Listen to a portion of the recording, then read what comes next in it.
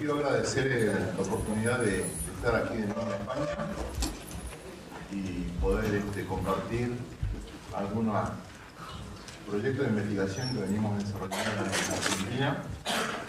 Y en este equipo de gente estamos trabajando los que están aquí. Entonces el objetivo es el siguiente. Nosotros todavía, hoy en día, no sabemos cuál es exactamente la complejidad de factorizar enteros. Alguien me dijo que hiciera algún comentario sobre computadoras cuánticas. Lo único que quería mencionar es que normalmente la gente dice el algoritmo de Shor indica que la complejidad sería polinomial si ponemos una computadora cuántica. El único problema es que Shor recientemente dijo que él duda mucho que su algoritmo funcione.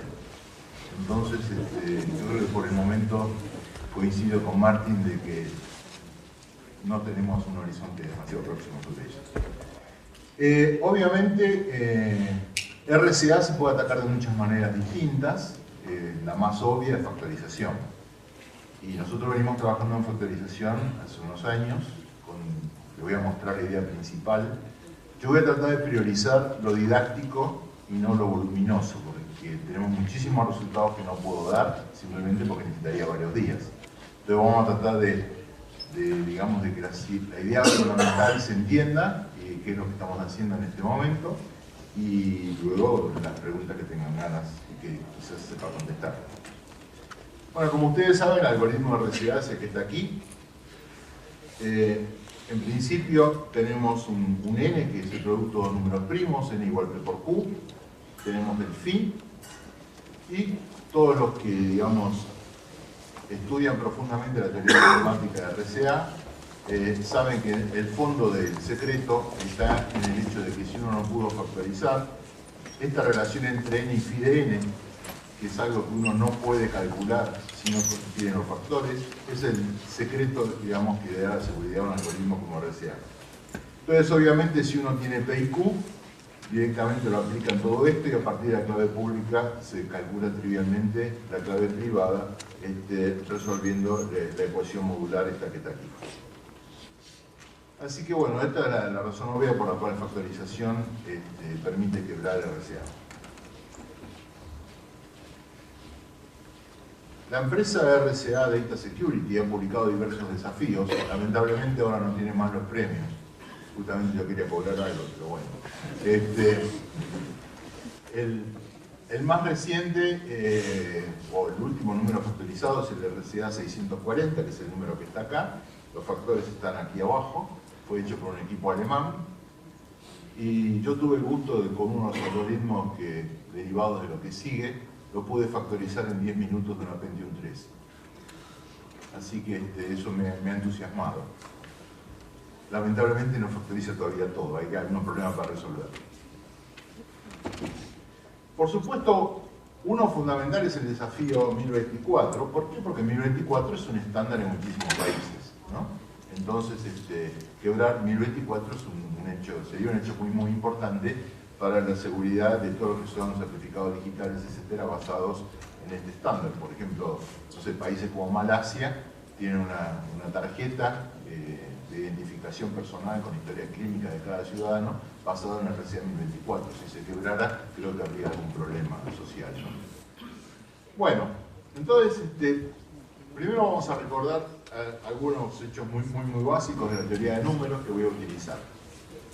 Entonces, los enteros módulo n se denotan por zn, de 0, 1 hasta n-1. Y el grupo multiplicativo, zn estrella, es el conjunto de los a de zn, tales que el máximo común divisor entre a y n es 1. Entonces, ahora lo fundamental, ¿no? Vamos a decir que un número a que está en zn estrella es un residuo cuadrático módulo n. Si existe un x cuadrado, tal que x cuadrado es congruente con a módulo n. O sea, si x cuadrado menos a es un múltiplo de n. ¿Está bien? Y al conjunto de todos los residuos cuadráticos, módulo n, se lo denota habitualmente por q sub n. El 0, en general, no se lo considera un residuo cuadrático, puesto que esta ecuación, si A es 0, basta poner x igual a 0 y no hay ninguna información relevante. Pero como nosotros lo vamos a necesitar, vamos a definir un nuevo conjunto, lo voy a denotar como, en inglés sería residuals of squares, módulo n, que es Qn unión con el 0. Yo, en paralelo, les voy a mostrar un poquito de software, digamos, ¿no? Así nos entendemos. Por ejemplo,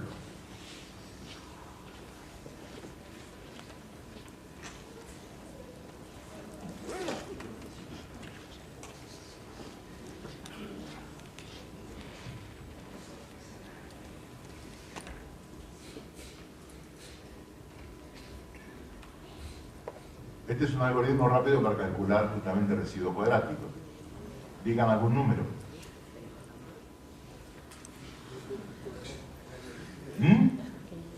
1024, ¿quién? No sé, nadie, cualquiera. 1024. Entonces ahora definimos un archivo de salida, los RC de 1024. Y esos son, es rápido, ¿no? A veces programo bien. Bueno, además es un son, están ordenados. Bueno, entonces vamos a usar los residuos cuadráticos, obviamente, en muchas cosas. Bien. Este es el cálculo de residuos. Y entonces, la idea de lo que estamos investigando es vamos a revisitar el clásico método de Fermat, de un punto de vista absolutamente distinto. Entonces vamos a recordar qué era el método de Fermat. Supongamos que n es igual a p por q, el número factorizado. Y si nosotros definimos x como p menos q sobre 2 al cuadrado e y cuadrado como p más q sobre 2 al cuadrado, entonces se cumple que n más x cuadrado es igual a y cuadrado. Y entonces p y q se sacan directamente haciendo el máximo común divisor entre n y x menos y n y x más y. Puede haber algún caso trivial, pero esto funciona en general. Bueno. ¿Qué es lo que pasa? ¿Por qué, digamos, no se usa el método de Fermat? Porque esto es factible si p y q son números próximos, esto es factible, incluso cuando hay algunas mejoras como el método de Lemmer, etc. Pero si p y q difieren bastante, y fíjense que, por ejemplo, cuando nosotros estamos usando RCA 1024, lo que estamos utilizando son números de 310 dígitos, es decir, que cada primo es del orden de 155 dígitos. Basta que difieran en, qué sé yo, en un orden de magnitud unos exponentes para que esto ya se vuelva imposible usar el método de Fermat. ¿Está claro? Entonces, un ejemplo, por ejemplo, el 2581, si uno lo puede escribir con una diferencia de cuadrados, entonces los factores son evidentes. Bueno, entonces como el método de Fermat no funcionaba, un matemático ruso ya en la década de 1920 propuso encontrar congruencias de la forma xy cuadrado congruente con y sub y cuadrado módulo n. Y la idea de Krejcik es la base de todos los métodos modernos. La criba cuadrática, el number field sieve, etcétera, etcétera. ¿Cuál es el problema de estos métodos? Que conducen a resolver, bueno, habría que discutir mucho, ¿no? Y nosotros también tenemos muchísimos resultados que se pueden aplicar a la criba cuadrática. Eso sería cuestión de dar un curso y no una charla muy rápida. Pero, digamos, esencialmente uno tiene que resolver sistemas de ecuaciones con millones de incógnitas y en general hay un acuerdo entre la gente que trabaja en esto en el mundo de que esto ha llegado a su límite, porque hay muchas dificultades técnicas. Fíjense nada más los esfuerzos que han demandado el RCA 640 para darse cuenta que si para un número, porque no hay que confundir, cuando uno quebró el RCA 640, no quiere decir que todos los RCA de tipo 640 se han quebrado. Se han quebrado a través del trabajo de una cantidad de matemáticos y expertos en computación para ese número en particular. Cambiamos de número y empezamos todo de vuelta. ¿Está claro? Espero que con estos métodos no pase eso, podamos quebrarnos y entonces haya que cambiar todo. Bueno, entonces, ¿de dónde surge la idea? De un problema que parece absolutamente trivial. ¿Cómo sabemos cuando un entero es un cuadrado perfecto? Claro, me van a decir, saque la raíz cuadrada y fíjense si le dio un entero. Bueno, hasta ahí está claro. Pero el problema, supongamos que tenemos cientos o miles de millones de números enteros y queremos ver si son cuadrados perfectos. Bueno, sacar raíz cuadrada demanda mucho tiempo de computación. Entonces, ¿qué es lo que se hace normalmente? Por ejemplo, vean la biblioteca de software libre GNU. Uno lo que hace es lo siguiente. Toma los módulos del número con respecto a ciertos otros valores de m. Por ejemplo, k igual a 52, nosotros sabemos perfectamente que no es un cuadrado perfecto. Si lo tomamos módulo 7, da 3. Pero los residuos de cuadrados de 7 son 0, 1, 2, 4. Como 3 no está en este conjunto, esto no puede ser un cuadrado perfecto. ¿Está claro? Esto es lo que hay que hacer. Entonces, simplemente con una división por 7 conseguimos el resultado. Imagínense que en vez de 52 fuera un número de 500 dígitos. Lo dividimos por 7, nos dio 3, ya no tenemos que preocuparnos porque sabemos que no es un cuadrado perfecto. ¿Está bien? Por supuesto que con eso no alcanza. Por ejemplo, 53 tampoco es un cuadrado, ¿no? Pero si lo tomamos módulo 7 da 4. Y 4 está en este conjunto. Entonces, en principio, podría ser un cuadrado perfecto. Entonces, ahora usamos otro módulo. Como m igual a 7 no filtró este caso, lo tomamos ahora, por ejemplo, módulo 5. Los residuos de 5 son 0, 1, 4. 53 módulo 5 da 3. Como no está en el conjunto, tampoco es un cuadrado perfecto. ¿Está claro?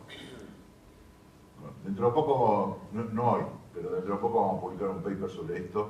Es un lindo problema para estudiantes, porque es fácil esto. No necesitan estudiar mucho para hacer cosas. Entonces, hemos hecho una cantidad de cosas que, bueno, otro día les explicaré. Bueno. Entonces, ahora vamos a ver la idea central. Primero voy a dar un ejemplo, luego vamos a dar definiciones formales. Supongamos que tenemos el número 507, 527, y lo tomamos módulo 9. Los residuos de 9 son 0147. El número n en módulo 9 da 8. Entonces, si volvemos a la ecuación de Fermat, tenemos 8 que proviene a ser n módulo 9, y las posibilidades para x cuadrado tienen que ser alguno de estos residuos. O es 0, o es 1, o es 4, o es 7. ¿Está bien? Si fuera 0, 8 más 0 daría 8. Como no está en el conjunto, no puede obtener un cuadrado del lado derecho.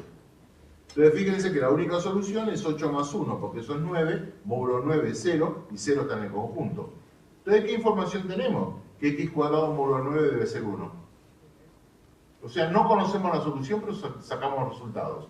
Por lo tanto, x cuadrado es la forma 1 más 9 por t, donde t es un cierto número. Realmente el x cuadrado de este ejemplo es 64.009, y efectivamente lo podemos escribir de esta forma con t igual a 7.112. ¿Está bien? Entonces vamos a empezar a conseguir información sobre x cuadrado y sobre y cuadrado sin conocerlos. Y a partir de ahí vamos a empezar a hacer cosas. Entonces, más formalmente la idea es la siguiente. Para cualquier valor de m es el número sobre el cual tomamos el módulo, debe cumplirse que el x cuadrado obviamente tiene que estar en los residuos de cuadrados, porque es un cuadrado perfecto. Pero de la ecuación de Fermat resulta que n más x cuadrado módulo m debe dar algo que también esté en ese conjunto, porque tiene que también dar un cuadrado perfecto. Y entonces conduce a la siguiente definición. Dado n, vamos a decir que a, perteneciente a los residuos cuadrados de un número c, es un target o un objetivo para c, si, solo si, n más a módulo c pertenece a ese conjunto. En particular, dos comentarios. Si n es par, pero no es divisible por 4, no hay targets. Ustedes van a decir, ¿a quién importa un n par si lo que queremos factorizar son impares? Pero vamos a ver que en el algoritmo, cuando itera, aparecen números pares. Y lo que sí hemos demostrado, que si n es de la forma PQ, siempre hay targets únicos. Lo vamos a ver, lo vamos a calcular ahora para 1024. De acá se van a llevar una tarea para el hogar que va a ser factorizar 1024, no datos libres. Bueno, veamos otro ejemplo trivial. Supongamos 2851. Los residuos de cuadrados de 4 son 0 y 1 nada más. Este número módulo 4 da 1. Entonces, n más x cuadrado módulo 4 va a ser el 1, que proviene de acá, más dos posibilidades, o 0 o 1. Si es 0, 1 más 0 da 1 y está en el conjunto. 1 no puede ser porque 1 más 1 es 2 y no está en ese conjunto. Entonces sabemos que x cuadrado módulo 4 debe ser 0. En la realidad, x cuadrado es 900, o sea que es divisible por 4. ¿Está bien? Y entonces acá viene la parte interesante. Supongamos entonces que tenemos los targets, x cuadrado se va a escribir de la forma a más c por t para un cierto valor de t que no conocemos. El b, proveniente para el lado derecho, nos va a decir que y cuadrado va a ser de la forma b más c por u, para un cierto valor de u que tampoco conocemos. Entonces en la ecuación de Fermat, n más a más c por t debe ser b más c por u. Pasamos todo, dividimos, esto tiene que dar un número entero, y ahora tenemos un nuevo número delta. La idea del algoritmo que estoy desarrollando es que ahora vamos a factorizar delta, que es un número más chico que el original. ¿Está entendido eso? Veamos un ejemplo. Supongamos este n. Los verdaderos valores de x cuadrado y y cuadrado son estos. Calculamos targets únicos. 1, 0, 4. ¿Esto qué quiere decir 1, 0, 4? Que el x cuadrado se puede escribir como 1 más 4t. ¿Qué quiere decir 0, 4? Que el y cuadrado es 4 por u. ¿Está bien? Etcétera. El último nos dice que x cuadrado es de la forma 9 más 80t. Y es verdad, porque con este t que está acá, da ese resultado. El y cuadrado es 36 más 80 por u, cierto, con u igual a este valor que está acá. Si ahora calculamos el delta, resulta que obtenemos un número, 2.511.287, que es bastante más chico que el original. De hecho, lo redujimos a un centésimo más o menos. ¿Está bien? ¿Está claro hasta acá?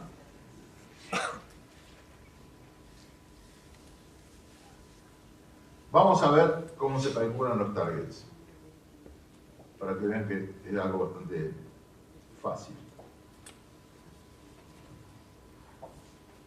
Tengo un programita acá que es para calcular targets. Y acá tenemos dos posibilidades. O leemos el número, tipeándolo acá, escribiéndolo en la consola, o leemos un archivo. Vamos a hacer algo grande, por ejemplo el 1024. ¿Está bien? Entonces lo voy a leer un archivo porque nadie se va a acordar de hacerlo. Y tengo un archivo que se llama RCA 1024 TXT. ¿Dónde pongo los resultados? Bueno, en alguna parte. Que si le vamos a poner la salida de RCA 1024 TXT.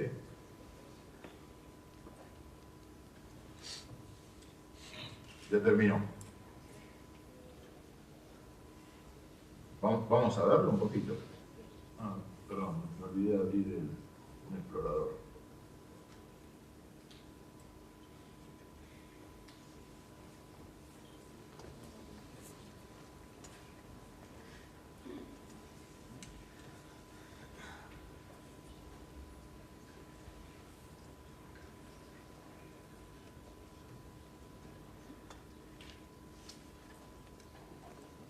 Bueno, este es el archivo. Bueno, este es el RCA 1024 que está acá al principio, escrito en precisión múltiple. Y estos son los targets. Hay 29 targets únicos. Quiere decir que el x cuadrado, por ejemplo, si tomamos el último, se podrá escribir como 441 más 1440 por t. Lo interesante de los targets únicos es que no hay ninguna duda que es así. Después hay targets que no son únicos. Son, por ejemplo, los dobles o los triples. Estos son los dobles.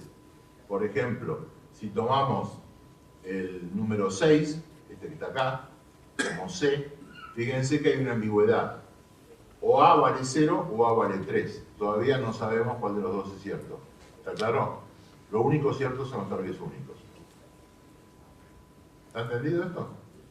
Bueno, entonces como ven el cálculo es muy rápido.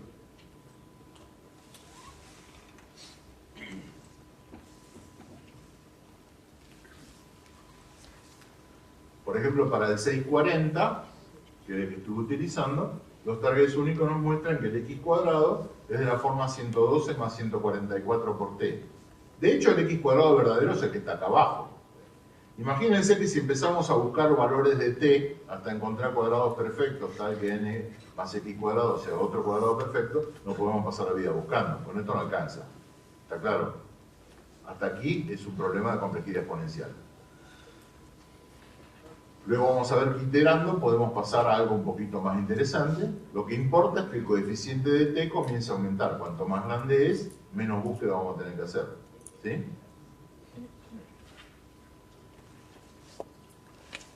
Y, bueno, estos son los que estuvimos calculando hace un rato. Ahora acá viene un problemita interesante. No sé, yo por lo menos no lo encontré en la literatura. Supongamos que tenemos x cuadrado de 57 más 96t, ¿no? ¿Para qué valores de t da un cuadrado perfecto? ¿Entienden cuál es la pregunta? Si yo pongo t igual a 0, 96 por 0 es 0, 57 no es un cuadrado perfecto. Así que t igual a 0 no da un cuadrado perfecto. Y así podríamos gastar muchísimo tiempo buscando cuadrados perfectos. Entonces, bueno, una de las cosas interesantes es que, bueno, mi alumno de doctorado desarrolló toda la teoría, la hizo muy completa. Le voy a mostrar cómo funciona. Hay un programita llamado parábolas. Recién vimos que era el 57 y el 96. Entonces le pongo 57, después le pongo 96, y me dice que todos los cuadrados que puedo generar como 57 más 96t están dados por 48z más 21 al cuadrado. Sí y solo sí. Si es un cuadrado de esa forma, 57 más 96t es expresable de esta manera y viceversa. Inventen cualquier z que se les ocurra, aunque sea 3.000 millones, lo reemplazan acá, hacen la cuenta, le restan 57, dividen por 96, tiene que dar módulo 0. ¿Está bien? Entonces hay toda una teoría de parábolas equivalentes, etcétera, que soluciona este problema. Así que, bueno, esto es un pedazo útil de la investigación que, bueno, también requiere una presentación más o menos larga. Entonces, usando ese programa, les puedo afirmar que el 1024 se va a factorizar con esto. O sea, acá el problema es encontrar un valor de z, que siempre va a dar obviamente acá un cuadrado perfecto, pero ese cuadrado perfecto más el número RCA 1024 debe dar otro cuadrado perfecto. Con números tan chicos todavía es un problema exponencial, así que no les recomiendo que pierdan el tiempo con esto. Pero esto empieza a dar el sabor de lo que uno está investigando. Luego ahora vamos a ver cómo iteramos. Muy bien, fíjense, los deltas se acuerdan que eran de la forma n más a menos b sobre c, donde abc es un target. Dependiendo del tamaño, uno va consiguiendo distintos valores de delta. Obviamente, cuanto más grande es c, más chico es el número resultante. Algunos son pares y otros son impares, como vemos. Entonces, si para ese número partimos de ese target y el delta 705 que vimos recién, la siguiente iteración, de una manera que vamos a ver enseguida cómo se itera, nos dice que x cuadrado va a ser de esta forma. Y esto ya se soluciona con un valor igual a 2. O sea, el espacio de búsqueda se achicó muchísimo, justamente porque va creciendo el coeficiente que aparece aquí. Por ejemplo, cuando factoricé el 640, lo hice parar, creo que cuando el coeficiente era menor que la raíz cuarta de n, para dejar un espacio de búsqueda pequeño. Y por eso tardó muy poco tiempo. Podría haber seguido alguna iteración más, probablemente era más chico, pero bueno, ahí hay una discusión donde parar. Muy bien. Entonces supongamos que A1, B1, C1 es un target único para el n original. Calculamos el delta como está acá. Y ahora vamos, si este es impar, se puede hacer con números pares, pero digamos, simplifiquemos la cosa, igual hay muchos para elegir. Siendo un número impar, puedo buscar los targets para este número, que demostramos que existen y son hay únicos. Entonces llamemos A2, B2, C2 a un target para el delta. Si hacemos un poquito de álgebra, o sea, reemplazamos todo esto en la ecuación de Fermat para el delta, etcétera, etcétera, vemos que un candidato para el x cuadrado original ya tiene esta forma. ¿En qué varió con respecto al original? Bueno, el original nos decía que x cuadrado era A1 más C1 por t. Ahora acá aparece C1 por C2. Empezó a aumentar el coeficiente de t, con lo cual el espacio de búsqueda empieza a disminuir. Siempre y cuando esta fórmula sea correcta. Estas fórmulas a veces son correctas y a veces no son correctas. Entonces hay dos posibilidades. O se las filtra para ver cuáles son malas, o se las corrige para ver cómo son buenas. Por ejemplo, acá tengo un programita que dice lo siguiente: si partimos de este target único, y estos ya son targets del delta, del segundo nivel. En el primer caso nos da una fórmula que está ok, da el cuadrado perfecto. El segundo también. El tercero no. El tercero está equivocado. Está equivocado, ¿y qué debería hacer?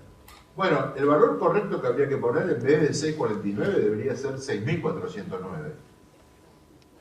O sea, esto habría que corregirlo, lo que nos dio esta fórmula.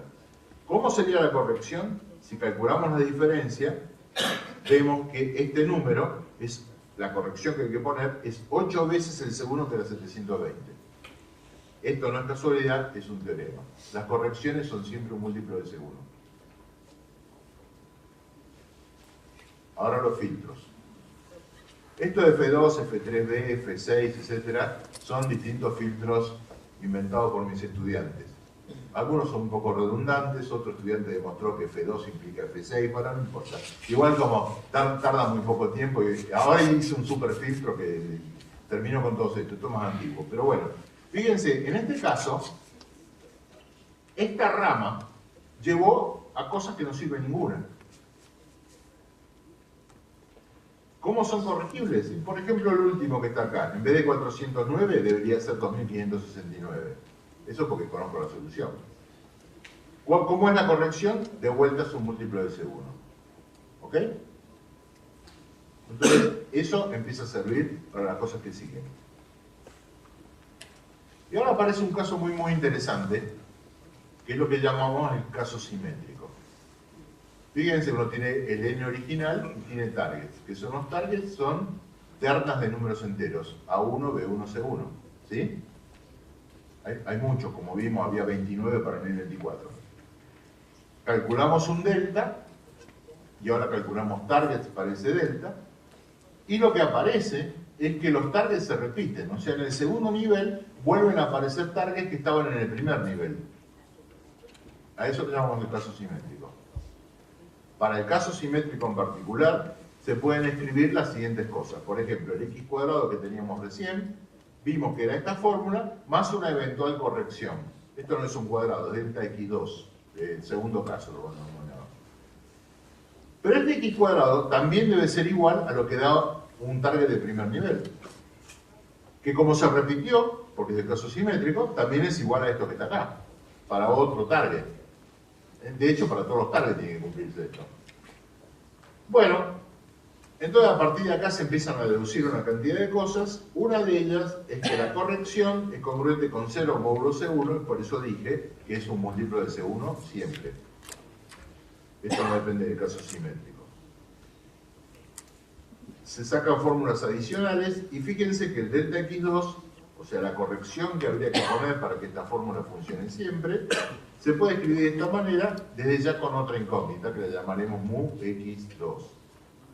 Ustedes van a decir, ¿qué ganó cambiando de una incógnita a otra incógnita? Bueno, ahora vamos a ver para qué sirve.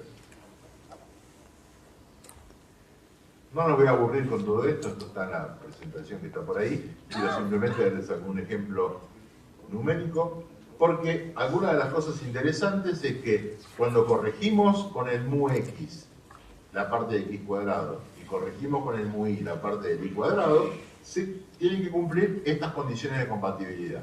Volvemos al n original que estamos factorizando, y n más a2 menos b2 sobre c2 más mu x2, corrección del x cuadrado, menos mu y2, corrección del y cuadrado, debe ser congruente con 0 módulo c1, por ejemplo. Y entonces, haciendo un poco de álgebra, llegamos a que la relación entre ese lambda y los mu deben cumplir ecuaciones diofánticas lineales de esta forma. Acá fíjense que C1, A1, A2, todos estos son números conocidos, lo único que no conocemos es el mu x2 y el lambda x2. Bueno, hay fórmulas para todos ellos, hay fórmulas también de compatibilidad. Y vamos a ver un ejemplito.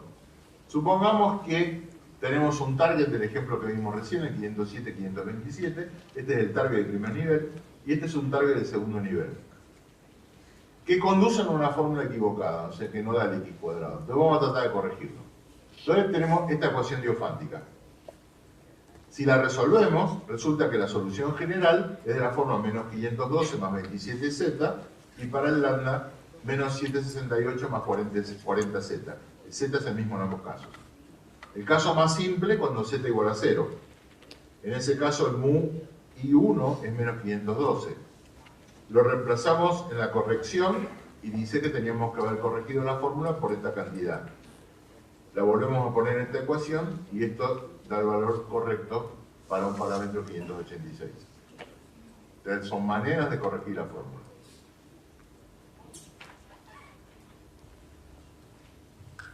Bueno,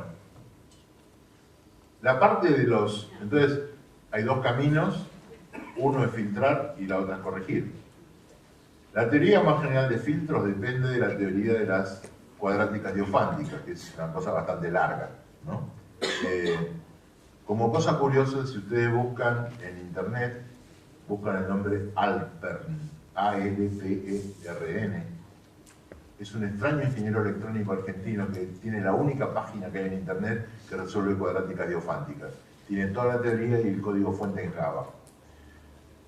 La cosa interesante para ver ahí es que resolver las cuadráticas diofánticas en general es un problema muy difícil. Hay partes que tienen que ver con la teoría de fracciones continuas, etcétera, etcétera. Para darles una idea, cuando mi alumno de doctorado, que es un brillantísimo programador, me dijo, si tenemos que resolver eso nos vamos a volver absolutamente locos, ¿no? En la parte de programación. Bueno, afortunadamente pude probar un teorema que muestra que todos los casos complicados no existen en este algoritmo, que es solamente el caso más simple, así que lo programé solo y esa parte ya funciona. ¿Cuál es la idea de los filtros? Bueno, uno tiene un target de primer nivel, entonces tiene un x cuadrado. Es de la forma A1 más C1 por T. En cualquier otro nivel superior tendrá candidatos para los x cuadrados. Si igualamos ambos x cuadrados, porque tanto en el primer nivel como en los niveles superiores tienen que ser iguales, eso da lugar a resolver una cantidad de cuadráticas diofánticas, que si no tienen solución, sabemos que esa fórmula que tenemos no funciona, porque tiene que ser compatible con lo anterior. ¿Está claro? Bueno, entonces la teoría es más o menos complicada, hay un montón de software que soluciona ese tipo de problemas y que se está usando en los filtros.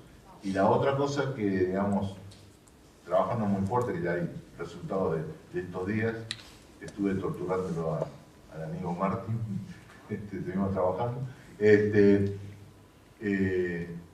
son las correcciones, que ya hay resultados bastante promisorios, así que esperamos que en los próximos 2 o 3 meses ya tengamos resultados bastante definitivos sobre este tipo de algoritmos.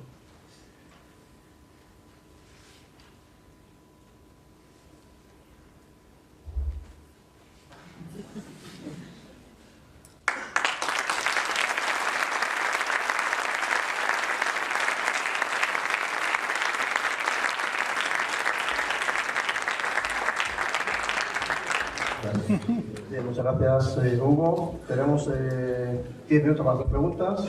Puedes levantar la mano para que vaya una zapata con el micrófono.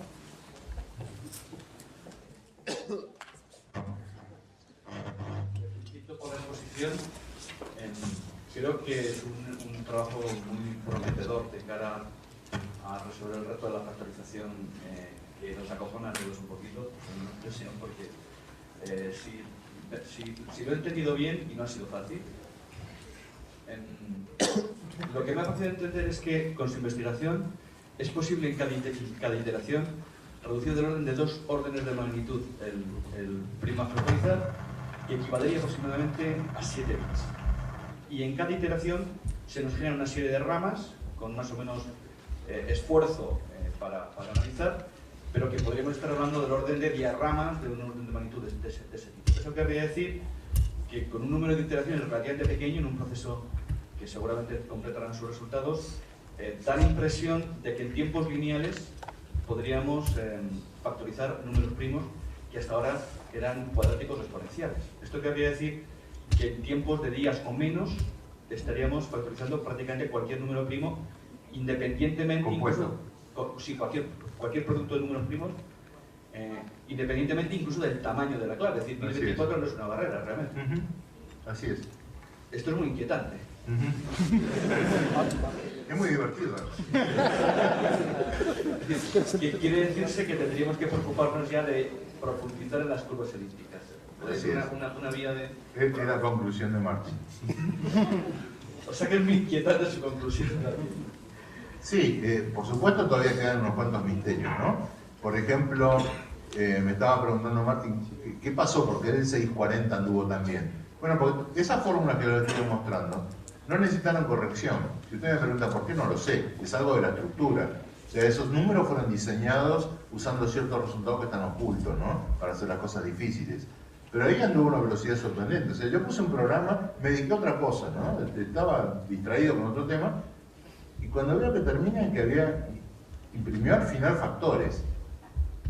Y digo, no, esto algo debe estar equivocado. Entonces me fui a fijar en lo que habían hecho los alemanes. Y resulta que coincidían. Entonces le escribí a Martín inmediatamente, porque la verdad estaba emocionado. Ahora después uno empieza a probar otros números y ya hice ejemplos más pequeños donde todavía... A ver, pude construir algunos contraejemplos de los filtros y de las correcciones de modo tal de serlo más manejable, porque es muy difícil trabajar con números tan grandes, porque uno necesita una calculadora para tener así un poco la sensación de qué es lo que pasa. Así que bueno, ahora estamos terminando de entender las últimas cosas que hay que hacer. Creo que son las últimas cosas que hay que hacer, espero, no sé, capaz que estoy equivocado, pero bueno, es muy prometedor porque digamos, el software está funcionando bien. Y efectivamente lo que usted dice, yo volví a correr el C40 ahí sí mirando con cuidado. Efectivamente en cada iteración uno ve cómo va bajando por factores, a veces 700, a veces... Depende del target, ¿no? Depende del C del target. Pero imagínate cuando es... Por ejemplo, vimos targets para el 1040, para el 1024, había targets en 1440. Entonces uno divide el número por 1440, entonces eso termina rápido, ¿no? Evidentemente. No importa que tengan 310 dígitos, si lo estamos dividiendo por 10 al cubo o a la cuarta en cada iteración, evidentemente es un tiempo lineal. Efectivamente es así. Bueno. ¿Preguntas? ¿Por allí? ¿A la derecha? Por la conferencia, son dos cuestiones. Una es si tienen determinado más o menos el tiempo de computación, es decir, en términos de O, de cuánto es el algoritmo que llevan a cabo. Y en segundo lugar, si hay diferencias en cuanto a la forma de generar los números primos originales de la E. Es decir, si influye que sean primos seguros una vez, primos seguros dos veces, o si ese tipo de análisis no se ha llevado a cabo. Gracias. Los primos seguros obviamente fueron inventados por el Polar-Rho, que era, digamos, un excelente algoritmo de factorización en ese momento. Entonces, un primo es seguro si P-1/2 también es un primo, ¿no? Entonces, pero eso estaba destinado, digamos, a dificultar la tarea de un algoritmo específico. Este aparentemente no sufre de eso, digamos. No hemos visto nada en la matemática involucrada que diga una manera general u otra dificulta las cosas, ¿no? Parecería, en principio, ser absolutamente general, entendiendo que todavía hay dificultades que tenemos que terminar, ¿no? O sea, lo que quisimos acá es venir a mostrarles un poco la investigación que está en curso, ¿sí? Con respecto al número de operaciones, no la hemos calculado todavía porque queremos terminar un poco la parte esta de filtros y correcciones para hacer, pero es efectivamente como el disco de tipo lineal, ¿no? En tamaño. ¿Preguntas? Bueno, gracias por la exposición. Le comentaba aquí antes que iba a surgir, como no surge lo saco yo, el tema un poco manido, ¿no?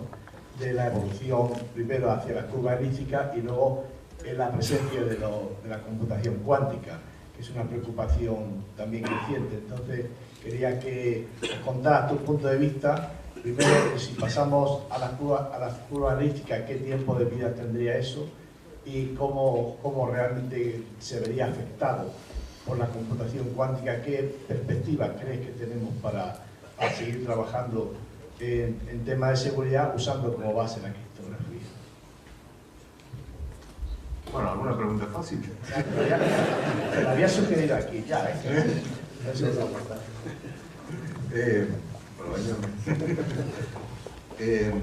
Bueno, creo que efectivamente, como dijo Martín, ha habido un poco de ataques a las curvas elípticas desde el momento, ¿no? Porque todo el mundo se ha concentrado en el RCA, posiblemente porque, digamos, todos los certificados digitales están con RCA. Entonces, si uno quiebra RCA, digamos, tiene un futuro bastante brillante, ¿no?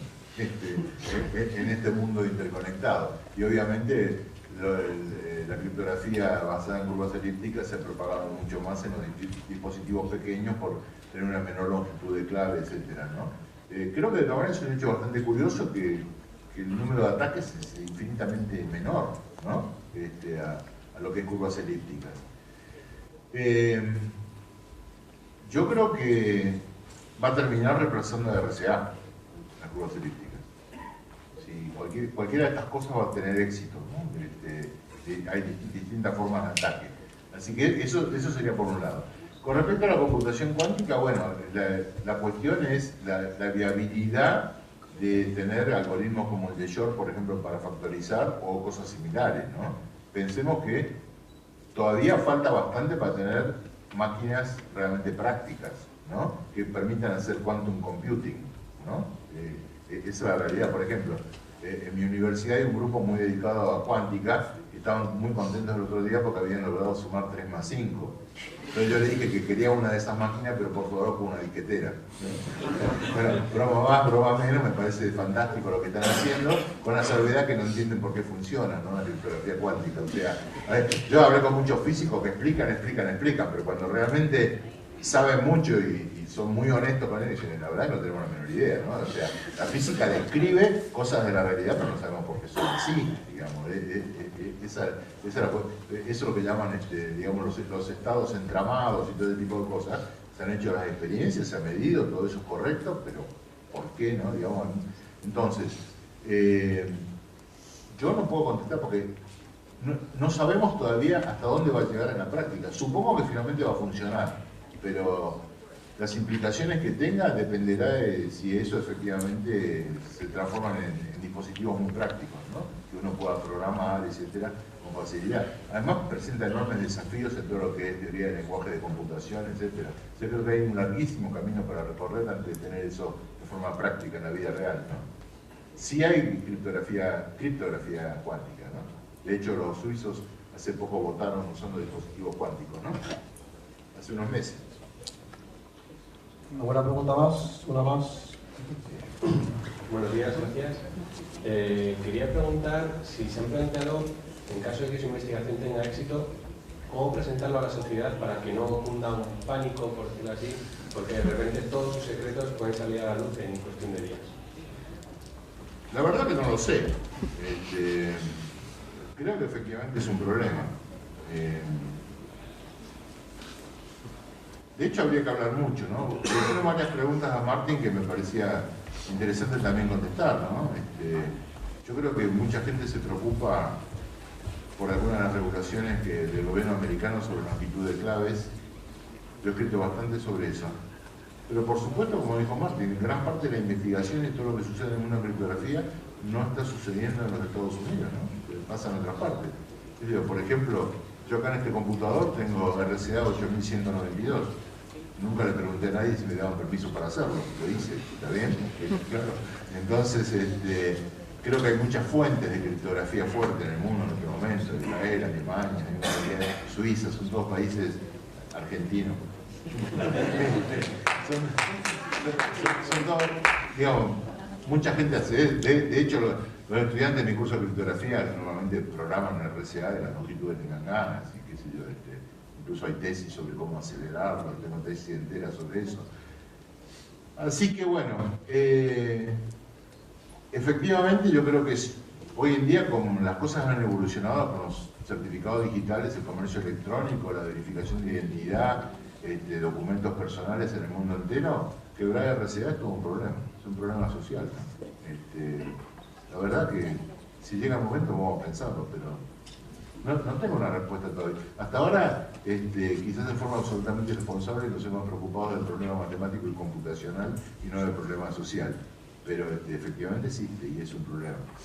Así que creo que hay mucha literatura sobre eso, ¿no? De hecho, un poco lo planteó Martin, ¿no? Uno tiene una historia clínica de una persona que debe ser resguardada por razones de habeas data, está encriptado con algo que el hacker del futuro, en 10 años, podrá quebrar y podrá tener acceso al registro médico de una persona que hoy en día tiene 20 años y en 10 años tendrá 30. Y sus registros médicos podrán ser hechos públicos por algún hacker que lo quiebre, ¿no? Entonces hay muchísima gente trabajando en todo ese tipo de cosas, ¿no? De repositorios digitales resguardados y ese tipo de cosas. Bueno, no sé, no nos adelantemos, cuando llegue el momento vamos a ver qué hacemos. Una pregunta más, ¿sí? Una más.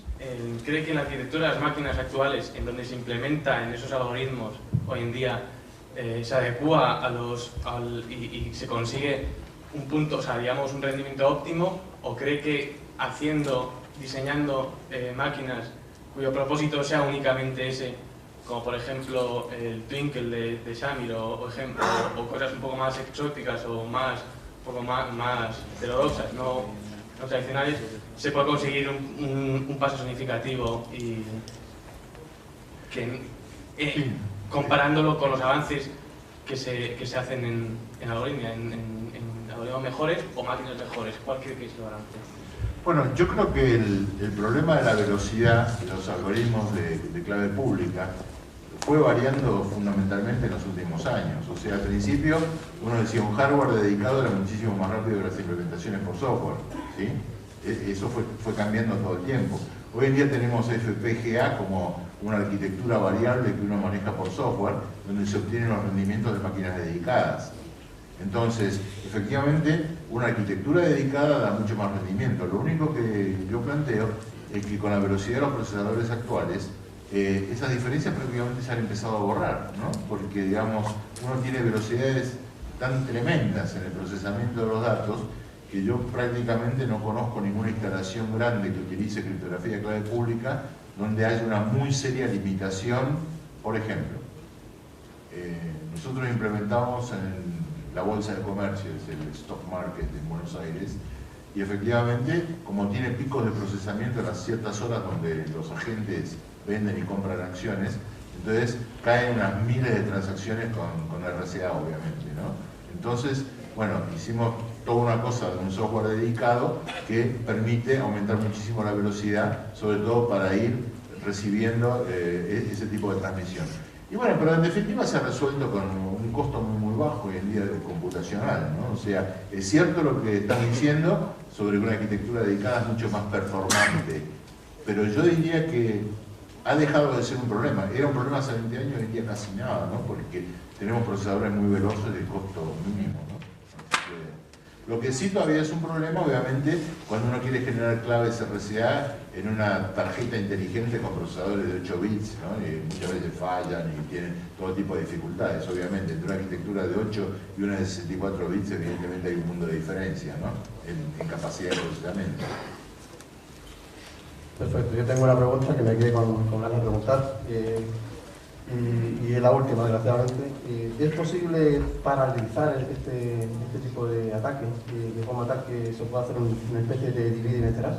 ¿O no? Sí, se puede, porque en cada punto, cuando uno tiene un delta y calcula target, como vimos recién, el 1024 tenía 29 targets. Entonces, en principio, uno podría explorar las 29 ramas que se generan con 29 procesadores. Sí, se puede paralizar. Perfecto, muchas gracias, Martín.